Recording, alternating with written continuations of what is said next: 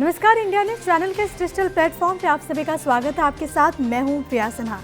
संसद भवन किसी भी राष्ट्र की संस्कृति और गौरव के सारांश के समान है। किसी भी राष्ट्र के लिए ये अपने आप में बहुत ज़्यादा महत्वपूर्ण होता है कि किस तरीके से उसका संसद भवन है, क्योंकि इसके मायने कई सारे हैं। किसी भी आज़ाद मुल्क के जन्म, प्रगति और उन्नति की साक्षी ये संसद भवन है।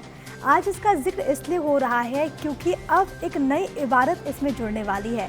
अब भारत को एक नया संसद भवन मिलने वाला है जो कि काफ़ी आधुनिक होगा। आज प्रधानमंत्री नरेंद्र मोदी ने इसकी आधारशिला रखी है। जब हम आज़ादी के 75 साल मना रहे होंगे, तब जब सत्र का संचालन होगा तो वो इसी भवन में होगा।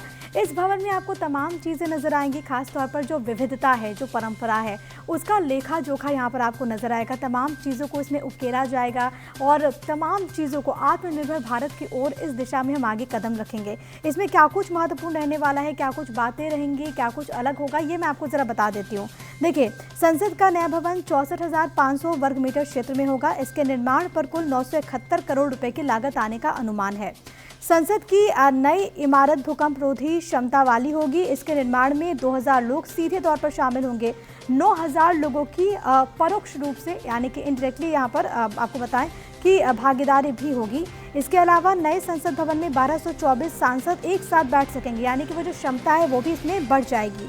इसके अलावा आपको यहाँ पर ये बताते चले कि वर्तमान भवन को देश के पुरातात्विक संपत्ति के तौर पर संरक्षित रखा जाएगा, यानी कि अभी जो मौजूदा भवन है उसको भी यहाँ पर रखा जाएगा। नए भवन के निर्माण की आधारशिला संबंधी कार्यक्रम के लिए सभी राजनीतिक दलों को आमंत्रित किया गया था। नियम यह है कि लोकसभा का अध्यक्ष संसद भवन का संरक्षक भी होता है। नए भवन के निर्माण के दौरान वायु और ध्वनि प्रदूषण को नियंत्रित करने के लिए पर्याप्त उपाय इसमें किए गए हैं।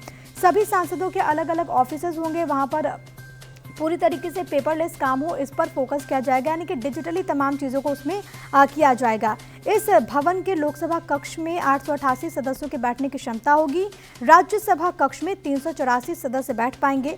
भविष्य में दोनों सदनों के सदस्यों की संख्या में बढ़ोतरी किए जाने की संभावना की वजह से इसे बनाया गया कि अगर ऐसा कुछ होता है तो हमें स्पेस की कोई ऐसी दिक्कत महसूस ना हो।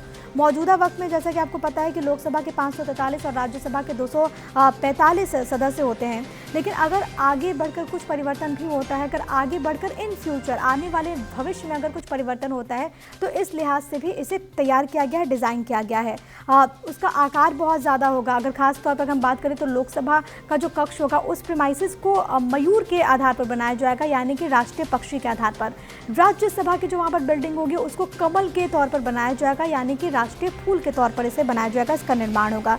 सरकार ने यह कहा है कि संसद का नया भवन 2022 में आज़ादी के 75 साल पूरे होने के उपलक्ष्य पर नए भारत की ज़रूरतों और आकांक्षाओं के अनुरूप होगा, यानी कि हम कह सकते हैं कि ये जो नया भवन बनने वाला है वो नए भारत के लिए है। और जाहिर तौर पर अगर संसदीय इतिहास की बात करें तो ये भारत के लिए बहुत महत्वपूर्ण क्षण है, क्योंकि आप समझ सकते हैं कि क्या मायने होता है ये संसद भवन। और ऐसे में जब इसमें तमाम चीज़ें जुड़ती हुई नज़र आएंगी आने वाले दिनों में, ये जाहिर तौर पर एक नई कहानी को यहाँ से आगे बढ़ाएगा। देखना बहुत ज़्यादा इंटरेस्टिंग होगा, बहुत ज़्यादा महत्वपूर्ण होगा कि जब ये भवन तैयार हो जाता है बनकर, तब कैसी तस्वीर सामने आती है। फिलहाल आधारशिला रख दी गई है।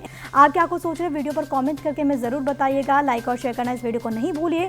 हमारे चैनल को आप सब्सक्राइब भी कीजिए। धन्यवाद।